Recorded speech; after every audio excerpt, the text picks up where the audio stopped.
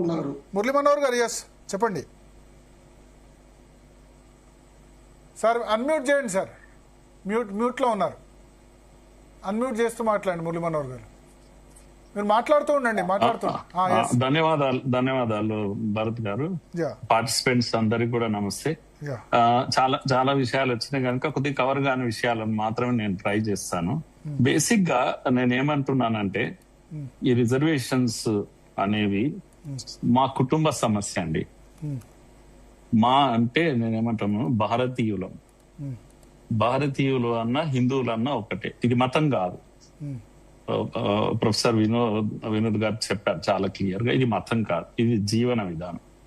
భారతీయులు అంటే హిందువులు, కన్ఫ్యూజ్ కాకండి దయచేసి. హిందువులు అనేది మతం కాదు. బౌద్ధులు, జైనులు, లేకపోతే శైవులు, వైష్ణవులు ఇవన్నీ కలిపితే హిందూ అనే ఒక ధర్మం, ఈ జీవన విధానం. హిందూ ధర్మం అనగానే ఒకటి ఏమైందంటే, వారు వినోద్ గారు అన్నారు కదా, క్రైస్తవులు వీళ్ళు కూడా హిందూ ధర్మమే గాని హిందూ మతం కాదు. వారు హిందూ దేశంలో ఉండే మతాలు. అందుకే దీని విషయంలో డాక్టర్ అంబేద్కర్ గారు హిందూ కోడ్ బిల్లు రాసేటప్పుడు విదేశాల నుంచి వచ్చిన 2 మతాలు, క్రైస్తవము, ఇస్లాం, ఈ 2 కాని వాళ్ళు అందరూ హిందువులు, వాళ్ళకు హిందూ కోడ్ వర్తిస్తుంది, ఇంత క్లియర్ గా చెప్పారు. తర్వాత రెండో విషయం ఏంటంటే, రాజ్యాంగం ముందల అందరూ సమానమే. ఆర్టికల్ 14, ఆర్టికల్ 15, ఆర్టికల్ 16 సమానమని ఒక ఆర్టికల్, వివక్ష ఉండకూడదని ఒక ఆర్టికల్, లేకపోతే సమాన అవకాశాలని ఒక ఆర్టికల్, ఇవన్నీ చెప్తున్నాయి కదా. రాజ్యాంగం ముందర అందరము సమానమే అన్నప్పుడు కొందరికి ప్రత్యేక అవకాశాలు, అవసరాలు, రక్షణలు ఇవ్వడానికి అవకాశం లేదు. దయచేసి నన్ను అర్థం చేసుకోండి. రాజ్యాంగం స్పష్టంగా అందరూ సమానమే, సమాన అవకాశాలే ఉండాలి, కొందరికి ఎక్కువ కొందరు తక్కువ ఇవ్వకూడదు. ఇది రాజ్యాంగము 14, 15, 16 చెప్తుంది. అదే రాజ్యాంగంలో 15(4), 16(4), 16(4)(a) ఇవి కూడా ప్రొవిజన్స్ ఉన్నాయి. అంటే కొన్ని సెక్షన్స్ ను ఈ భారతీయ సమాజంలో తరతరాలుగా వివక్షకు గురి చేశారు కనుక ఈ సెక్షన్స్ ను మనము లిఫ్ట్ చేసుకోవాలి. నేననేది ఇది మా హిందూ సమాజం యొక్క ఇంటి సమస్య. తప్పు జరిగింది మా ఇంట్లో తప్పు జరిగింది, ఒప్పుకుంటున్నాం అందరం. 100 ఏళ్ళు జరిగింది, ఒక రోజు కాదు, 2 రోజులు కాదు. కానీ ఎప్పుడో ఒకసారి సరిదిద్దుకోవాలి ఇది అనే ఆలోచన కూడా హిందూ సమాజానికే ఉంది. ఇప్పటి నుంచి కాదు, శంకరాచార్యుడి దగ్గర నుంచి ప్రయత్నాలు జరిగినాయి. బ్రహ్మం ఒక్కడే, పరబ్రహ్మం ఒక్కడే అన్నటువంటి అన్నమాచార్యుడు 400 ఏళ్ల క్రితం కూడా చెప్పిండ్రు, నీతులు చెప్పిండ్రు, అవి చెప్పిండ్రు. బసవేశ్వరుడు వచ్చాడు, ఇవన్నీ వచ్చేసాయి.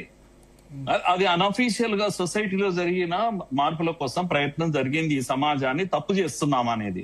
కానీ రాజ్యాంగం అనేది వచ్చాక కూడా పునః లేకపోతే ఇవన్నీ ఏదైతే చెప్తుంటామో, డాక్టర్ అంబేద్కర్ గారు, గాంధీ ఇద్దరు వ్యక్తుల మధ్యన కాదు, అది 2 సమాజాల మధ్యన ఏ తప్పు చేశాం కనుక సరిదిద్దుకోవాలి. అందుకే 15/4, 15/4, 16/4 నా సమాజాన్ని ఆదుకోవాలి.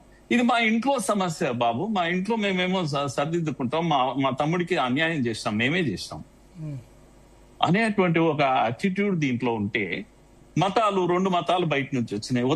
ఈ హిందూ జీవన విధానం ఎటువంటిది అంటే, ఎవరు వస్తే వాళ్ళని రాండి, తామస్ వచ్చిండు కట్టుకో, ఏం కట్టుకుంటావో కట్టుకో అనడమే పాపమా? అట్లయితే వాడు మసీదులు కట్టుకున్నారు కట్టుకో అనడమే పాపమా? లిబరల్ గా ఉండడమే పాపమా? ఉంటే మా మీదనే ఆపరేట్ చేస్తారా? తెలివితేటలన్నీ మా మీదనే ప్రదర్శిస్తారా? ఏడున్నాయి చెప్పండి. మైనారిటీలో పోనీ రక్షణ కల్పిద్దామని మైనారిటీలని కల్పిస్తుంది. ఊరికే ఉంటున్నారా? మరి మైనారిటీ ఇన్స్టిట్యూషన్స్ లో దళితులకు రిజర్వేషన్స్ ఉన్నాయా ఈ దేశంలో?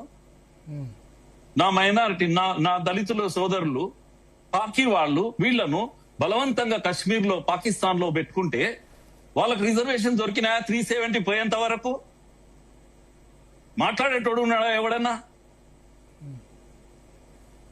ఇవన్నీ అన్యాయాలు జరుగుతుంటే, అరే ఎంత తెంపరితనం అంటే, హిందూ సమాజం అంటే కుక్కడికి దొరికింది. ఏమన్నా బూతులే తిట్టొచ్చు వీళ్ళను. దోమలు, ఈగలు, ఏదైనా అనొచ్చు వాడు. లిబర్టీ, స్వేచ్ఛ, రాజ్యాంగం ఇచ్చింది ఏమన్నా అంటే తిట్టనిక కూడా ఇచ్చింది, బూతులు తిట్టనిక కూడా ఇచ్చింది. నేను చెప్తున్నాను, ఇది కేవలము కొన్ని కులాలకు, అది హిందుత్వంలోనే ఈ కులాలు ఉన్నాయి, హిందూ జీవన విధానంలో కులాలు ఉన్నాయి, వాళ్ళని ఆదుకోవడానికి చేసినటువంటి ఏర్పాటు ఇది హిందూ సమాజమే తాను చాలా కాలం నష్టం చేశాం కనుక ఇప్పుడు నష్టపోయినా సరే ఆదుకోవాలి. ఎన్నేళ్ళు, 10 ఏళ్ళు కాదు, అంబేద్కర్ 10 ఏళ్ళు చెప్పిండొచ్చు, 70 కాదు, ఇంకో 100 ఏళ్ళు అయినా సరే ఇవ్వాల్సిందే. నా సోదరుడు, ఈ సోదరుడు అక్కడ పోయి ఇక్కడ పోయి వాడు వీడు అనిపించే మాటలన్నీ అనిపించి వచ్చి మళ్ళా అదేంది తెంపరితనంతో బూతులు తిడుతుంటే ఏం చేయాలనో అర్థమైతలేదు నాకైతే. ఈ all India conference of Indian Christian సంస్థ 1928 లో సైమన్ కమిషన్ ముందర క్రైస్తవ సమాజంలో అంటరానితనము లేదు అని చెప్పినటువంటి విషయం మర్చిపోకూడదు మనం. అట్లాగే ఇప్పుడు కాదు, 1770లో. సో అప్పుడు లేదు క్రైస్తవుల్లో అంటరానితనం, ఇప్పుడు వచ్చిందా? పోప్ జాన్ పాల్ చెప్పాడు, ప్రపంచ వ్యాప్తంగా క్రైస్తవ హెడ్ క్వార్టర్ అక్కడ ఉంది, మరి అక్కడ నుంచి చెప్తున్నారు అంటరానితనం అక్కడ లేదు, క్రైస్తవంలో లేదు. మరి ఇది మతం అనేది ఆధ్యాత్మికమైనది, ఆచరణం వాళ్ళు ఆచరించే పద్ధతులు ఉన్నాయి కనుక ఇస్లాం హెడ్ క్వార్టర్ నుంచి కానీ లేకపోతే క్రిస్టియన్ హెడ్ క్వార్టర్స్ నుంచి కానీ దీనికి ఎటువంటి సమ్మతము లేదు. అయినా సరే మాకు కావాలి, మొత్తం మారినా సరే కులం పోతలేదు అనేటువంటి ఒక ఆర్గ్యుమెంట్ నడుస్తా ఉంది, ఇప్పటికి కూడా నడుస్తూనే ఉంది. నా పాయింట్ ఏంటంటే, సార్ ఇప్పుడు ఇన్ని రోజులు ఈ సోకాల్ మిషనరీస్ అన్ని కూడా మా దగ్గర కులాలు లేవు, అంటరానితనం లేదు, ఇవన్నీ అంటూ వచ్చిన ఇవన్నీ కూడా ఇప్పుడు ఈ దేశం మీద ప్రపంచం అంతా జరుగుతుందండి. ఇది డెమోగ్రఫీ అనేది ఒక ప్రయోగము, ప్రపంచం అంతా జరుగుతుంది. ఈ దేశం హిందూ దేశం ఇది ఒక్కటే ఉంది భూమి మీద కనుక ఇప్పుడు లండన్ లో ఇంకా భవిష్యత్తులో బ్రిటిష్ వాడు ఎవడు గెలవాడు, ముస్లిమే గెలుస్తాడు అంతే. లండన్ లో, ఫ్రాన్స్ లో, లండన్ లో ప్రపంచం అంతా కూడా మైగ్రేషన్ జరిగి ఇస్లామీకరణ వ్యాప్తి. ఆయన అంటున్నాడు ప్రపంచం అంతా వాళ్ళు వ్యాప్తి ఎందుకు, మనం అంటే కులాలు ఉన్నందుకే పోలేదు అని. అది ఎక్కడిది? కులాలు ఉన్నందుకు. కులాలు ఉన్నా దీన్ని అంటరానితనం ఉంది, దీన్ని సవరించుకునే ప్రయత్నం ఇంత బ్రాడ్ మైండ్ తో హిందుత్వము ప్రయోగాలు చేస్తుంటే బలహీనులు అని అనుకుంటే ఎట్లా చేయాలని అంటున్నాను నేను. వీడు చేతగాంటి అర్థమని నేను ఏమన్నా చేస్తా, రాజ్యాంగం నా ఇష్టం ఉన్నట్టు రాసుకుంటా, తిడతా. రాజ్యాంగ విరుద్ధంగా ఏ జడ్జిమెంట్ ఉండదు. దయచేసి రాజ్యాంగాన్ని మార్చుకో కావాలంటే పార్లమెంట్ లో బిల్లు పెట్టి మార్చుకోవాలి తప్పితే రాజ్యాంగంలో ఉన్నదానికి అనుకూలంగానే తీర్పులు ఇవ్వాల్సి వస్తుంది. కానీ ఈ రోజు ఇట్లా మాట్లాడుతా ఉన్నారు రాజ్యాంగ విరుద్ధంగా ఉంది ఇది అని. రాజ్యాంగ విరుద్ధంగా ఎప్పుడు ఉండదు, రాజ్యాంగం మార్చుకోవాలి అంతే. నువ్వు కావాలంటే నీకు ఇష్టం లేని పద్ధతిలో రాజ్యాంగంలో ఉంటే దాన్ని మార్చుకోవాలి పార్లమెంట్ లో చేసి. కనుక ఆ నోటి నుంచి అటువంటి మాటలు ఎప్పుడు రానియకూడదు. అందుకే ఆ అమ్మాయి మౌనిక అన్నటువంటి విషయం. ఈ ప్రయోగాలు ఈ దేశంలో మెల్లమెల్లగా మిషనరీస్ అన్ని ఏం చేసినా అంటే, అరే డెమోగ్రఫీ సార్ రంగనాథ మిశ్రా ఇచ్చిన రిపోర్ట్ లో మీరు కావాలంటే దయచేసి మీరు ఎప్పుడన్నా చూడండి. దాంట్లో ఇది హిందువులు క్రిస్టియానిటీలో లిటరేసీ రేట్ మాక్సిమం లిటరేసీ రేట్ క్రిస్టియానిటీలో ఉంది. మాక్సిమం సర్వీస్ సెక్టార్ లో క్రిస్టియన్స్ పనిచేస్తున్నారు, అగ్రికల్చర్ లో చేయరు, అమాయకులు హిందువులు మాత్రమే చేస్తుంటారు. పర్ క్యాపిటల్ ఇన్కమ్ మాక్సిమం ఉంది, హిందువుల కన్నా చాలా ఎక్కువ ఉంది. వాళ్ళు ఇచ్చిందే రంగనాథ మిశ్రా ఇస్తాడు. మళ్ళీ ఇవన్నీ కూడా అన్ఎంప్లాయ్మెంట్ క్రిస్టియానిటీలో చాలా తక్కువ ఉంది. ఇవన్నీ ఇచ్చిన రంగనాథ మిశ్రా ఆయన టేబుల్ ఉంది నా దగ్గర. దాన్ని ఇప్పుడు చెప్పిన దానికి నేను లెక్కలు కూడా చెప్పగలుగుతా. సార్ నేను ఒక మాట చెప్తున్నా, 2004లో యూపీఏ ప్రభుత్వం వచ్చిన తర్వాత చేసిన ప్రయోగాలు, అంతకుముందు 96 లో పివి నరసింహారావు కూడా చేసిన ప్రయోగాలు ఏంటంటే, అసలు ఈ దేశంలో అతి బలమైనటువంటి ఏమంటాం కమిషన్ ఏంది అంటే ఎస్సీ ఎస్టీ కమిషన్.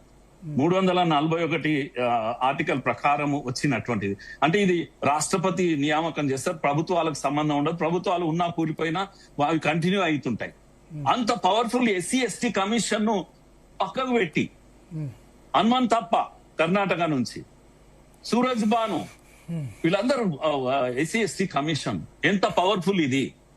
పక్కకు పడేసి మూలకు పడేసి పివి నరసింహారావు అనే వ్యక్తి ఎటువంటి ప్రయత్నం చేశాడు, బిల్లు తెచ్చే ప్రయత్నం చేశాడు అనేది మనందరికీ తెలియదా? ఇదంతా కూడా రంగనాథన్ 2004లో మెల్లగా ఇదేంటి క్యాథలిక్ బిషప్ కాన్ఫరెన్స్ వాళ్ళు సోనియామ్మని కలిశారు 2004లో.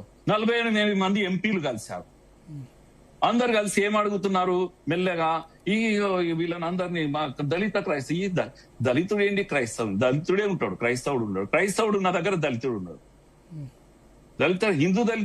దళితుడు అంటేనే హిందువు అసలు. అలాంటిది ఆయనకు 48 మంది ఎంపీలు సోనియమ్మ దగ్గర కూర్చుంటే మెల్లగా పిఐఏ లేచిండ్రు, పబ్లిక్ ఇంట్రెస్ట్ లిటిగేషన్. చర్చ్ కూడా ఇప్పుడు ఏమంటది, ఇవ్వాలి అంటే ఇస్తే ఎక్కువ మంది వస్తారు, ఇంకా ఓపెన్ గా వస్తారు. ఇప్పుడు మెల్లమెల్లగా వస్తున్నారు, కనబడకుండా వస్తున్నారు, అప్పుడు బహిరంగంగా వస్తారు. డెమోగ్రఫీ చేంజ్ చేయాలి ఈ దేశంలో. ఎన్ని కుట్రలు నడుస్తున్నాయి అక్కడ. ఇస్లాము డెమోగ్రఫీ చేంజ్ అయింది, రెండు దేశాలే ఎత్తుకొని పోయినరు. ఇప్పుడు ఇంకో కుట్ర నడుస్తుంది. ఇప్పుడు అసలు ఈ దేశంలో హిందూ అనేవాడు జీవన విధానం, మళ్ళీ చెప్తున్నా, మతం కాదు, హిందూ అనే సంస్కృతి కల్చర్ ఉన్నవాడు వీడు బతకాల వద్దా, ఏం చేయాలనుకుంటున్నారు అందరు కలిసి? ఒకటే ఒక్క హిందూ మెజార్టీ దేశం నేపాల్. రెండోది అనుకోండి, నేపాల్ అధికారికంగా హిందూ మతం ఉంది. దీని డెమోగ్రఫీ చేంజ్ చేయాలని చేస్తే ఎట్లా? ఇప్పుడు ఆ పెద్ద ఆయన ఇప్పుడు ఒక మాట చెప్పింది కదా, రంగనాథానంద మిశ్రా కమిషన్ వేశారు. దయచేసి నేను ఒక మాట చెప్తున్నా, ఈ రంగనాథ్ ఇప్పుడు హనుమంతప్ప కమిషన్ వేసిరు, లేకపోతే Suraj Bhanu commission, SC commission, అది ఎస్సీ ఎస్టీ కమిషన్ రాజ్యాంగబద్ధమైందని పక్కకు పడేసి ఈ రంగనాథ మిశ్ర ఎవడా నాకు అర్థం కాదు. వీడు ఎవడు దేనికి కమిషన్? ఇతను లింగ్విస్టిక్ మైనారిటీ కమిషన్. ఇది లింగ్విస్టిక్ మైనారిటీ కమిషన్ కు ఈ ఎస్సీ కమిషన్ కు సంబంధం ఏంది? ఎక్కటోడు వచ్చి ఈ రిపోర్ట్ ఇస్తాడు, ఎవడంటే వాడు వచ్చి ఇస్తాడా? అంటే మీకు అనుకూలంగా ఉన్నాడు రాయరా బాబు అంటే రాసిండు, 2 ఏళ్ళు అక్కడ ఇక్కడ తిరిగిండు, ఇచ్చిన అప్లికేషన్లు.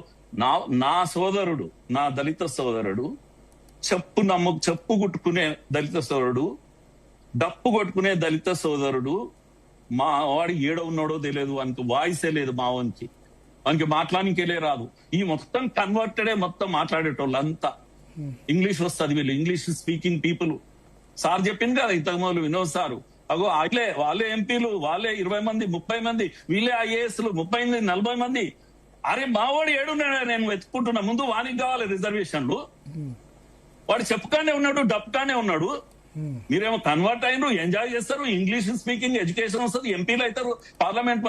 మొత్తం దేశం నిండా కన్వర్టెడ్ దళితులే ఈరోజు అధికారంలో నడిపిస్తున్నారు రాజ్యం. కాంగ్రెస్ ని ఇష్టం ఉన్నట్టు ఆడిస్తున్నారు. రంగనాథన్ మిశ్రా రిపోర్ట్ ఇస్తాడా? ఒక్క దళితుడు లేని రంగనాథానంద మిశ్రాలో ఒకే ఒక, అది మెంబర్ సెక్రటరీ అయినందుకు ఆశాదేవి అనేటువంటి ఒక లేడీ, నేను అనుకుంటా ఐఏఎస్ అనుకుంటున్నా, ఆమె డిసెంట్ నోటు రాసింది. దయచేసి ఆమె రాసిన డిసెంట్ నోటును మీరు చదివి తీరాలే. ఊరికే ఆశామాసిగా చదవలేదు. Highly educated lady, the only Dalit in Ranganatha Mishra commission. ఆమె చెప్తుంది. దయచేసి ఒక్కటే ఒక మాట చెప్పి నేను క్లోజ్ చేస్తా. రాజ్యాంగం 1950ని దయచేసి మీరు చదివేటప్పుడు 1950 ఆర్డర్ ను 15/4 అధికరణతో కలిసి చదువుకుంటే, ఈ రెండింటిని కలిపి చదువుకుంటే ఇది మతపరమైనది గానే స్పష్టంగా అర్థమవుతుంది. కనుక హిందూ మతం ఏముంది సమానత్వం పక్క 15/4 ఏమో సమానత్వము, అది by 4 ఏమో అవకాశం ఇవ్వాలి అనేది చెప్తుంది కదా. ఆమె చెప్తున్న విషయం, ఆమె రాసిన విషయం నేను చదువుతున్నా. రాజ్యాంగ ప్రకటన 1950లోని 3వ అధికరణాన్ని. కనుక ఈ విషయం ఆమె చెప్తున్న విషయం ఏంటంటే, ఈ రెండు కలిపి చదువుకుంటే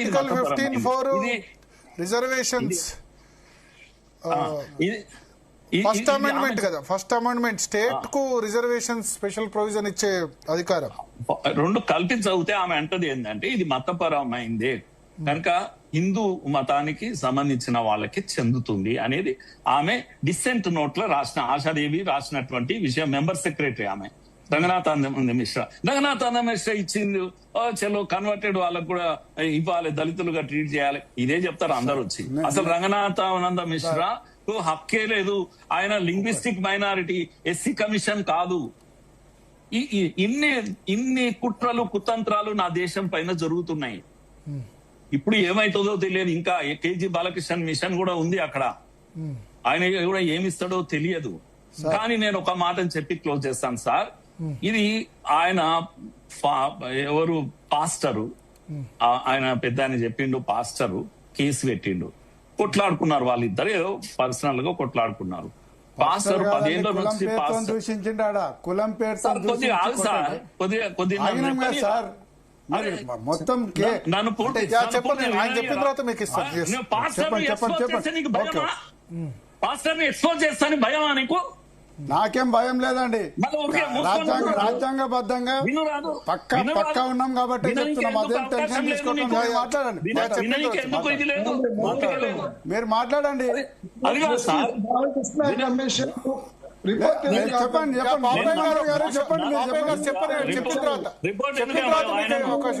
నేను చెప్పేదాన్ని అడ్డుకోవాలి, అడ్డుకోవాలి. మీరు అనుకుంటున్నారు అడ్డుకోవాలి. సార్ చెప్పండి మురళీ మనోహర్ గారు. ఒక్క నిమిషం పాపయ్య గారు, ఒక్క నిమిషం చెప్పండి. నేను చెప్పిన తర్వాత మీకు మళ్ళీ అవకాశం ఇస్తాను. ఎస్ చెప్పండి. పాపయ్య గారు, ఆడ ప్రొఫెసర్ సార్ కూడా ఉన్నాడు కదా, గట్టిగా ఆయన కూడా అరవచ్చు కదా, ఎందుకు మాట్లాడతలేదు? కొద్దిగా వినాలి, ఒకరు చెప్పింది ఒకరు వినాలి. మీరు చెప్పినప్పుడు నేను మాట్లాడితేనే నేను ఏడ ఉంటేనో మీకు తెలియదు. నేనేమంటున్నా అంటే 10 ఏళ్ళు ఒక ఇదిగా పనిచేసిన వ్యక్తి, వాళ్ళ ఇద్దరికి గొడవ అయితే వచ్చి ఎస్సీ అట్రాసిటీ కేసు వేస్తారు. నేనేమంటున్నా అంటే ఆయన 10 ఏళ్ల తర్వాత సమాజంలో ఆయన ఇంకా అంటరానితనమో, లేకపోతే బాయికి దూరమో, లేకపోతే మన ఊర్లలో మా సోదరుడు మాదిగ సోదరులు ఉన్నారు కదా, ఆ బతుకైతే ఇప్పుడు ఆయనకు లేదు కదా. 10 ఏళ్ళు ఫాదర్ గా పనిచేసేది కదా. పనిచేసిన తర్వాత ఇంకా దాన్ని ఎక్కడో ఉన్న కార్డును తీసి వాడుకుంటే, మిస్యూజ్ చేస్తే మా ఓడి ఎప్పుడు వాడుకోవాలి? మా ఓడి ఏం కావాలి అసలు లాస్ట్ కు? ఇంకా ఇదే వాడుకుంటారా? ఇంత మిస్యూజ్ చేస్తారా? ఫాదర్ గా ఉండి కూడా కొట్లాడుకుంటే మీ పర్సనల్ కొట్లాట, క్రిమినల్ కేసు పెట్టు నువ్వు. వాడిని ఉరిది, నాకేం అభ్యంతరం లేదు. వాడెవడు పెట్టి కొట్లాడినోడు ఏం కొట్లాడినో నాకు తెలియదు. కానీ ఇలాంటిది నా సోదరికి ఇంకా లభించకుండా వీళ్ళందరి కారణంగా నలిగిపోతున్నాడు. కనుక రిజర్వేషన్స్ ఇస్తే ఇగో ఈ ఊర్లలో ఉన్న డక్కు చెప్పు దగ్గరే ఉన్న నా సోదరుడికే కావాలి. ఇది నా కోరిక. మేమందరం కూడా రిజర్వేషన్స్ మాకు నష్టపోయిందనే ఫీలింగ్ కూడా లేదు. మావాడు ఎదిగితే చాలు, పోవాలి, ఈ అంటరానితనం పోవాలి, ఈ దుర్మార్గం పోవాలి. అవును, పూజారులుగా రావాలి, నా దళిత సోదరుడు వస్తే నాకు అంతకన్నా ఆనందం ఏం లేదు. ఈ మార్పు జరుగుతూ ఉంది. ఇంకా అదే చెప్పి కుంగదీసి అదే లాగి చదువు వచ్చినందుకు ఏం చేయాలంటే మనం అందరం పక్కకు జరిగి ఇగో మన సోదరికి ఏమన్నా లాభం చేయాలి. ఈ కన్వర్టెడ్ పీపుల్, వాళ్ళు ఎక్కువ చదువుకున్న వాళ్ళు, వీళ్ళే మొత్తం మిస్యూజ్ చేసి అందాల్సిన వానికి అందకుండా పెద్ద గొంతు చేసి ఈ దుర్మార్గం చేస్తుంటే మేము భరించలేకపోతున్నాము. ఈ దుర్మార్గం ఈ దేశం పైన మిషనరీల కుట్ర జరుగుతా ఉంది. డెమోగ్రఫీని చేంజ్ చేసే పెద్ద కుట్ర జరుగుతా ఉంది. ఇస్లామిక్ కుట్ర జరుగుతా ఉంది. ఇప్పటికే దేశాన్ని ముక్కలు చేసిన దుర్మార్గులు ఈ దేశం మీద కుట్ర జరుగుతా ఉంది. కనుక ఇది ఆగాల్సిందే, ఏమైనా ఉండదు. మాట్లాడుతున్నట్లేదు, మీరు చదువుకున్న వాళ్ళని చూసి అసూయపడుతున్నట్టు ఉన్నారు. వాళ్ళు అలాగే ఉండాలి అని చెప్తూ ఉన్నట్టున్నారు. ఆ సోదరికి ఏం కావాలో చెప్తున్నా, నువ్వు చూడలేదు.